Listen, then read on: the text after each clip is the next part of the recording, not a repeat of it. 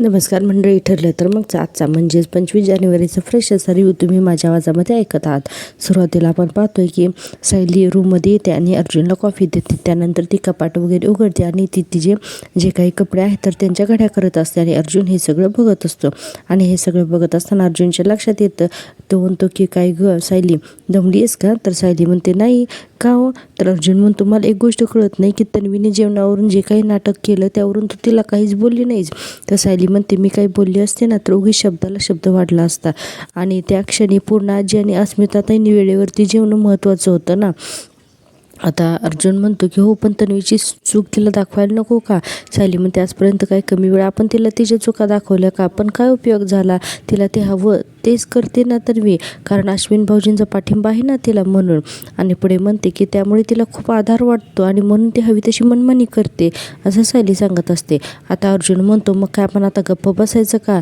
तू आज गप्प बसलीस तशी. सायली म्हणते आज गप्प बसण्याची नाही तर संयमाने वागण्याची वेळ होती. आणि असं म्हणते की तसंही प्रियाचं वागणं मी अश्विन भाऊजींसमोर आणणारच आहे म्हणून. आणि मगच तिचा आदर डळमळीत होईल आणि मगच ते आपल्याला त्रास द्यायचा कमी करेल असं सायली म्हणत असते. आणि आता आपण पाहतोय दुसरा सीन. इकडे महिप शिकरे जो आहे तर तो जेलमध्ये असतो आणि एक इन्स्पेक्टर आणि एक शिपाई येतो आणि त्याला ए शिकरे म्हणून हाक मारतो. लगी महिपत म्हणतो ए शिकरे, बरं असा म्हणतो. आणि पुढे म्हणतो की काय नाव काय तुझं, मला ए शिकरे असा म्हणतोस? तर तो शिपाई म्हणतो की तुला भेटायला एक वकील आली. आता महिपत म्हणतो मला भेटायला वकील कोण, दामिनी का? तर तो म्हणतो ती मला नाही माहिती, चल असं म्हणून तो शिपाई जो आहे तर तो महिपतला आता घेऊन जातो. आता आपण पाहतोय की पोलीस शिपाई महिपतला घेऊन बाहेर येतात. आता तिथे एक मुलगी जी आहे तर ती पाठमोरी उभी असते. आता महिपत हाक मारतो वकिलीनबाई म्हणून. लगेच साक्षी त्याच्याकडे तोंड फिरून उभी राहते. लगेच महिपत अचानक एकदम चमकतो ना, त्याच्या लक्षात येतं अरे ही तर आपलीच मुलगी साक्षी म्हणून.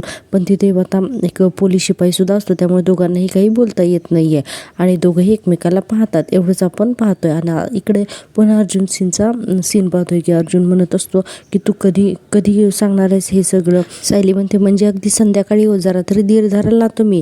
तर अर्जुन म्हणतो धरावंच लागेल धीर, कारण आता ऑप्शनच नाही आहे, कारण माझ्या बायकोला किती जरी मी मस्का लावला तरी ती मला काही सांगणारच नाही.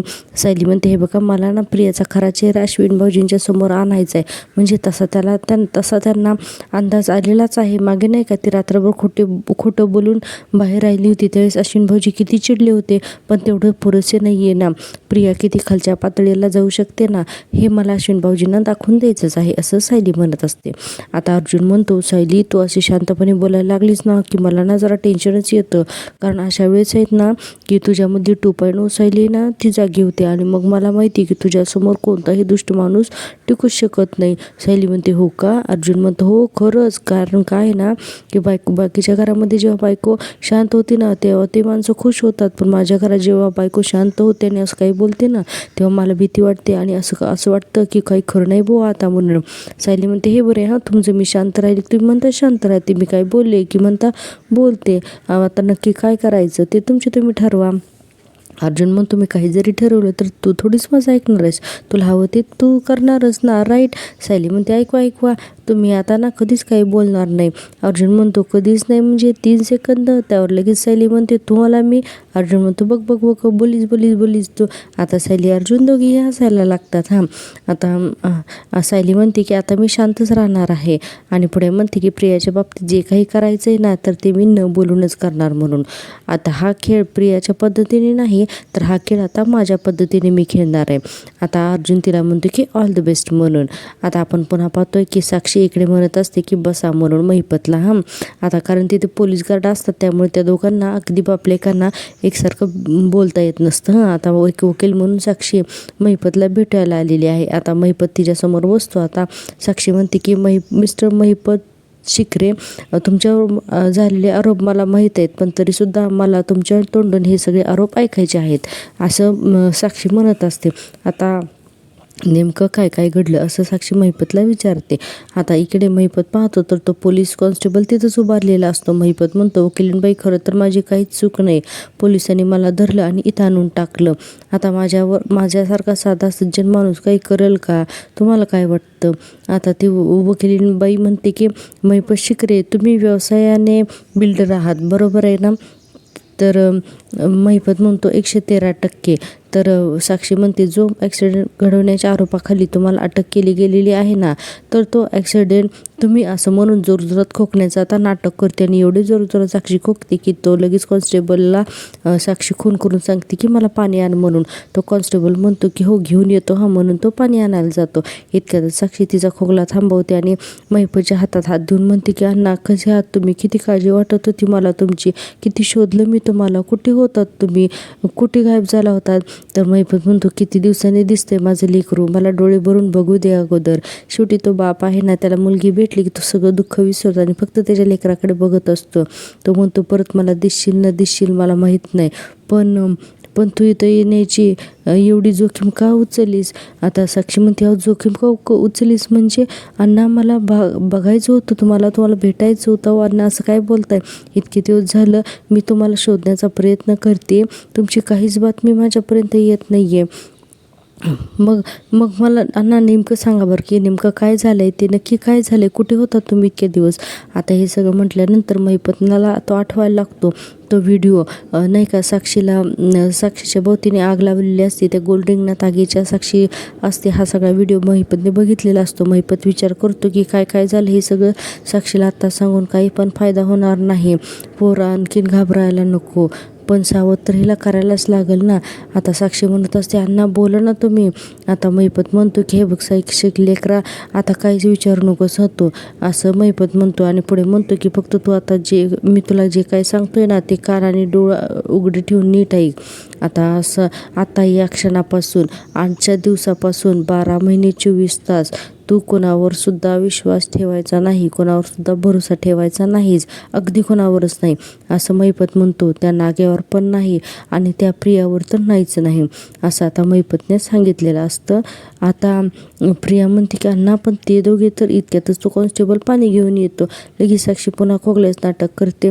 आता महिपत तिला पाणी घ्या ना म्हणत असतो. आता साक्षी पाणी पिते एक गोट आणि आता तिचं जे काही नाटक आहे तर ते आता आवर्त घेते त्या शिपायला थँक्यू म्हणून आणि म्हणत असते की शिखरे तुम्हाला निर्दोष सिद्ध करण्याचा आपण प्रयत्न तर नक्कीच करू. आणि पुढे म्हणत असं आणि लगेच तिथून उठते, काय ती चेअर काय सरकवते, ते शिपायला थँक्यू काय म्हणते आणि आता महिपतच्या पाठीमागे जाऊन उभारलेली दाखवली आहे. आता आपल्याला साक्षीच्या चेहऱ्यावरती तर एक ठाम कॉन्फिडन्स दिसतोय. आता आपण दुसरा सीन पाहतोय. किल्लेदारांच्या घरातला सुमन एकटी शून्यात नजर लावून बसलेली असते. तिच्या रूममध्ये बेडवर ज्याची मांडी घालून तिथे प्रतिमा ते येतात, तिच्या डोक्यावर हात फिरवतात आणि म्हणतात, सुमन बरं वाटतंय का ग आता तुला. सुमन मानेने सो म्हणते. आता प्रतिमा त्या म्हणतात, सुमन तू आल्यापासून काही खाल्लेलं नाही आहेस, थोडा दहीभात खाऊन घेतेस का. तर सुमन म्हणते, नाही वहिनी मला नको, मला ना भूकच नाही आहे. प्रतिमा त्या म्हणत असतात की अगं असं काय करतेस. इतक्यात नागराजही तिथे येतो रूममध्ये आणि म्हणायला लागतो की सुमन चल बरं जेवायला. असं नागराज म्हणत असतो की मी थांबलोय तुझ्यासाठी. प्रतिमा त्या म्हणतात की अहो मीही तिला हेच सांगते की चल ना जेवायला म्हणून. तर आता नागराज म्हणतो, वहिनी तू पुढे हो ना, मी घेऊन येतो तिला, ती येईल माझ्याबरोबर. प्रतिमा त्यांचा काही विश्वास नसतो. प्रतिमा त्या फक्त म्हणतात पण. तर नागराज म्हणतो, ऐकल ती माझं, तू पुढे हो जा. प्रतिमा त्या म्हणतात नको मीच घेऊन जाते. आणि प्रतिमा त्या म्हणतात, सुमन चल ना, असं म्हणत असतात. आता सुमन सुद्धा उठते जायला. अगदी आता प्रतिमा त्या सावकाश हळूहळू असं काहीतरी तिला म्हणत असतात. आणि आपण पाहतो की आता नागराज जो साईडला उभारलाय ना तो तिच्याजवळ येण्याचा प्रयत्न करतो. प्रतिमा त्या म्हणत असतात थोडासा दहीभात खा. आता नागराज तिला हाताला हात लावून यायला लागलेला असतो. इतक्यातच सुमन लागली ना ओरडायला, नाही नको मी नाही येणार करून एकदम हायपर होती, जोरजोरात ओरडायला लागते. कारण तिला नागराजने हात लावलेला असतो ना, तर ते तिला अजिबात आवडलेलं नसतं की चल म्हणत असतो नागराज. हे तिला आवडत नाही, ती अतिशय हायपर होते आणि पुन्हा तो तिचा ड्रामा सुरू करते आणि म्हणत की तुम्ही जावा इथं, मी नाही येणार, मी मारून टाकीना म्हणून नागराजला खुणावत असते की तू मागे सरक म्हणून. प्रतिमा तिला शांत करण्याचा खूप प्रयत्न करतात आणि म्हणतात, अगं सुमन असं काय करतेस, काही होत नाही, शांत हो. नागराज मनातच विचार करायला लागतो, अरे ही अशी का करायला लागली आहे, माझ्यासाठी शांतच आहे म्हणा, पण हिनं माझ्याबद्दल काही बरळून जायला नको म्हणजे झालं. आता प्रतिमा त्या पण रडायला लागतात आणि तिला सुमनला जवळ घेतात आणि शांत करण्याचा प्रयत्न करतात. पुन्हा नागराज तिला हात लावायला जातो सुमन म्हणून. प्रतिमा त्या म्हणतात, भाऊजी प्लीज तुम्ही तिला हात लावू नका, जा ना बाहेर. नागराज हो ठीक आहे म्हणतो आणि आता आपण पाहतोय की नागराज सुद्धा बाहेर जातो. प्रतिमा त्या म्हणत असतात, बरं वाटतंय का ग सुमन, आता तुला काय करतेस ग अशी. आणि आता पाहतोय आपण लगेच दुसरा सीन. आता दुसऱ्या सीनमध्ये आपण पाहतोय अश्विनला भूक लागलेली असते. अश्विन आलेला असतो तन्वीकडे आणि म्हणत असतो तन्वी म्हणून हाक मारत असतो, पण तन्वी मोबाईल बघण्यात बिझी असते. आता अश्विन पुन्हा जोरात हाक मारतो तन्वी म्हणून, तर प्रिया एकदम दचकून म्हणते हां काय झालं. तर अश्विन म्हणतो अगं जेवायला वाढ ना. प्रिया उठते हो हो चल म्हणून. आता असं उठते तिथून. आता अश्विन डायनिंग टेबलवरती जाऊन बसतो आणि प्रिया आतमध्ये जाते त्याला जेवण वाढण्यासाठी. आणि सगळेजण आपापली कामे करत असतात. आज सुभेदार सगळेजण किचन आणि हॉलमध्येच असतात. आता पहिल्यांदा तर प्रिया रिकाम्या 2 ज्या प्लेट्स आहेत तर ती अश्विनच्या आणि प्रियाच्या 2 तिथे घेऊन येते. आता घेऊन आल्यानंतर पुन्हा आतमध्ये जाते जेवण आणण्यासाठी. अश्विन म्हणत असतो चल ना तर मी लवकर, मला भूक लागली ग. आता असं म्हटल्यानंतर तर मी शोधाशोध करायला लागते रूममध्ये, इकडे तिकडे फिरत असते हो रे म्हणून. आता अश्विनला काही कळतच नाही की अरे हे नक्की आतमध्ये करते काय म्हणून. तर ती काहीतरी शोधत असते. आता सगळे ती काही शोधत असताना अश्विन म्हणत असतो की अगं काय चाललंय काय तुझं म्हणून. आता काय झालंय असं विचारल्यानंतर प्रिया म्हणते अरे अश्विन मी आहे ना आपल्या दोघांसाठी ना शेजवान राईस ऑर्डर केला होता रे, पण तो कुठे दिसतच नाही आहे मला. मग अस्मिता म्हणते म्हणजे आज पण जेवण बाहेरूनच ऑर्डर करणार होतीस, केलंयस आणि तेही कुठं ठेवलं हेही तुझ्या लक्षात नाही आहे. आता अस्मिताने म्हटल्यानंतर अश्विन म्हणतो तू खरंच ऑर्डर प्लेस केली होतीस का की रील्स बघण्यात विसरली आहेस.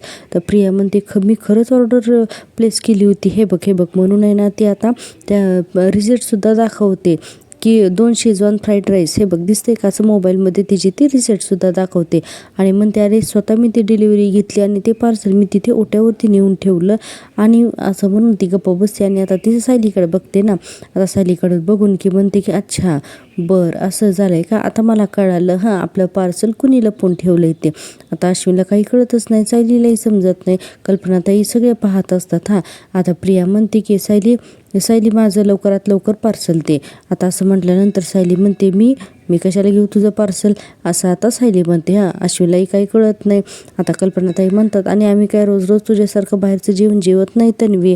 मग प्रिया म्हणते हो का, मग कुठे आहे माझं पार्सल.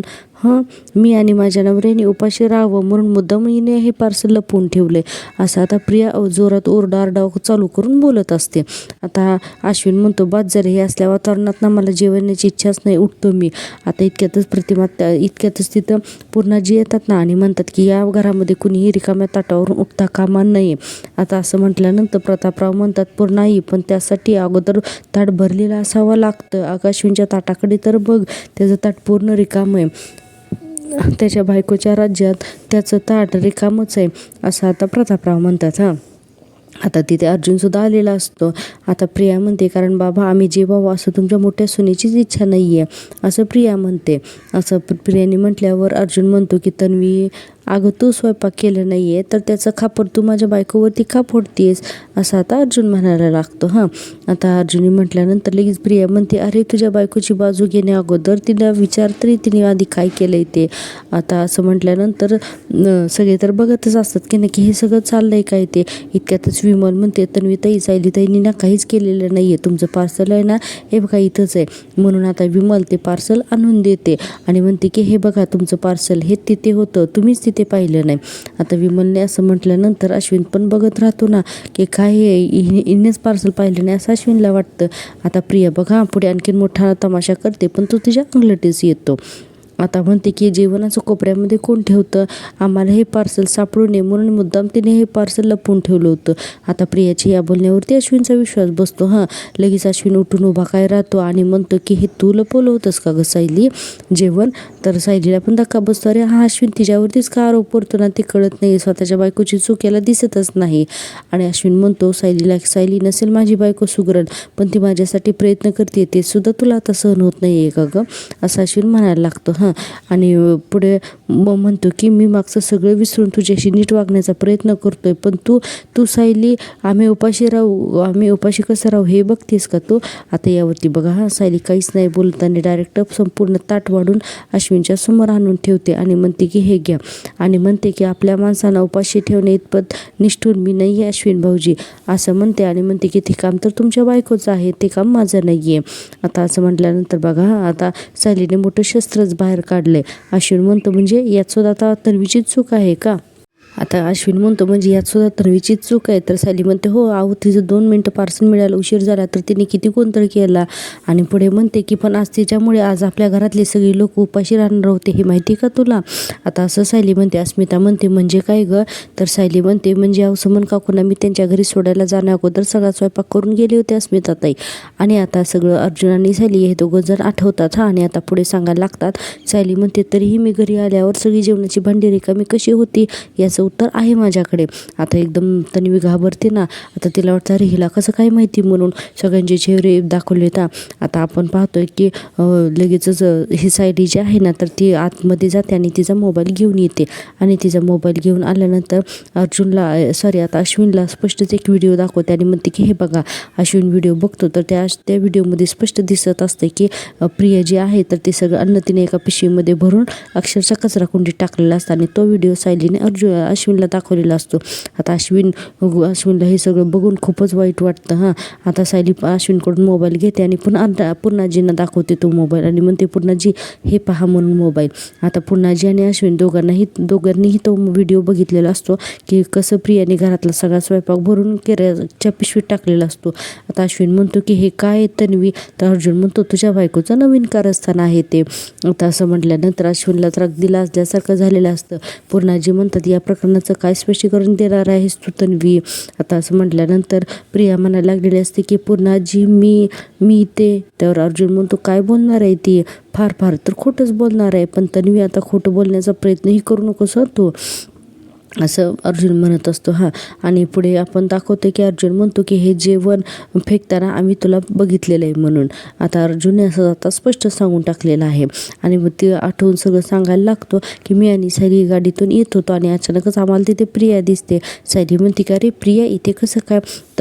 तर प्रिया काहीतरी फेकत असते. आता लगेच सायली ती मोबाईलमध्ये घेते आणि ती जे काही फेकते ना तर ते शूट करते. आता प्रिया तिथं काय ते फेकून देते आणि तिथून निघून गेलेली दाखवलेली आहे. सायली गाडीतून म्हणत असते अरे हे काय करते म्हणून. आता अर्जुन म्हणतो की काहीतरी गडबड आहे चला आपण जाऊया म्हणून. आता हे दोघं जण प्रिया गेल्यानंतर गाडीतून उतरून जातात आणि ती पिशवी पाहतात तर त्यांना एकदम आश्चर्याचा झटकाच बसतो ना. कारण त्या पिशवीमध्ये सायलीने सकाळी घरातून निघण्या अगोदर जो काही स्वयंपाक केलेला असतो ना तर तो फेकलेला असतो.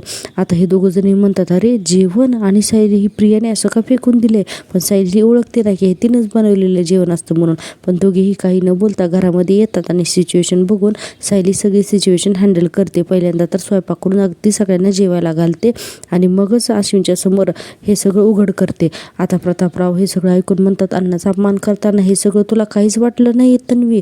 अगं सायलीला त्रास देण्यासाठी तू इतक्या खालच्या पातळीला गेलीस. अगं तुला लाज कशी वाटली नाही. आता प्रतापराव असं बोलल्यानंतर अश्विन बिचारा तोंड घाण करून खाली उभा असतो. पूर्णाजी म्हणतात तू कोणाकडून लाज वाटून घेण्याची अपेक्षा करतोस प्रताप. हिच्याकडून. अरे जिला घरच्या माणसांचा आदर करता येत नाही तर ती अन्नाचा काय आदर करणार आहे रे प्रताप असं पूर्णाजी म्हणत असतात. अश्विनला बिचारायला खूप लाजल्यासारखं झालेलं असतं. कल्पनाताई म्हणतात अगं पूर्णाई आणि अस्मिताचा तरी विचार करायला हवा होतास ना गं तू. इतकी क्रूर आहेस का गं तू असं आता कल्पनाताई पण बोलायला लागतात. आता अस्मिता म्हणते की ज्या माणसाने सायलीवर संस्कार केले त्या माणसाने तुझेही संस्कार केलेत ना गं. तरी तुझं वागणं इतकं किळसवाणं कसं काय असतं गं नेहमीच असं अस्मिता म्हणते. आता अश्विन ही सगळ्यांच्या प्रतिक्रिया ऐकत असतो. आता प्रिया म्हणते सॉरी मला फक्त एवढंच वाटलं होतं की. आता अश्विन इतक्या जोरात ओरडतो बास म्हणून. आता प्रिया एकदम दचकते ना. अश्विनचा आता ही चांगलाच राग बघते. पुढे अश्विन म्हणतो की तुला काय वाटत होतं हे मला अजिबात ऐकून घ्यायचं नाहीये कळलं का तुला. आणि पुढे म्हणतो की कारण अन्न फेकून देण्याचं कोणतंही जस्टिफिकेशन होऊ शकत नाही तन्वी. आता अश्विन चांगलाच संतापलेला आहे. अश्विन म्हणतो पूर्णाजीला जेवणानंतर गोळ्या घ्यायच्या असतात. अस्मिताही प्रेग्नंट आहे. यांना जेवायला नको होतं का सांग ना. आणि पुढे म्हणतो की या सगळ्यांना तर तू आपली माणसं म्हणतेस ना आपली माणसं बोल ना. तर प्रिया नुसती गप्प असते. अश्विन म्हणतो का हे सुद्धा सगळं माझ्यासमोर केलेलं एक नाटकच आहे. आणि तुला जर का एवढंच वाटत होतं ना तर मग तू एवढा नीचपणा कधी केलाच नसतास कळलं का. आता अश्विन एकदम खरं आणि योग्य बोलत असतो. आता आपण पाहतोय की प्रिया लगेच Ashwin sorry Ashwin please please गैरसमज करून घेऊ नकोस असं म्हणत असते. अश्विन लगेचच म्हणतो गैरसमज? अगं कसला गैरसमज? तो व्हिडिओ काही खोटा आहे का? सांग ना, तो व्हिडिओ खोटा आहे का? असं अश्विन म्हणतो आणि पुढे म्हणतो की तुझं खरं रूप आहे ते तन्वी. आता पूर्णाजी म्हणतात अश्विन तिचं खरं रूप आहे ना ते आम्हाला केव्हाच कळालेलं होतं, पण तुलाच लक्षात आलं नाही. आता तर हिला शिक्षा करून ही थकली आहे मी. आता असं पूर्णाजी म्हणतात.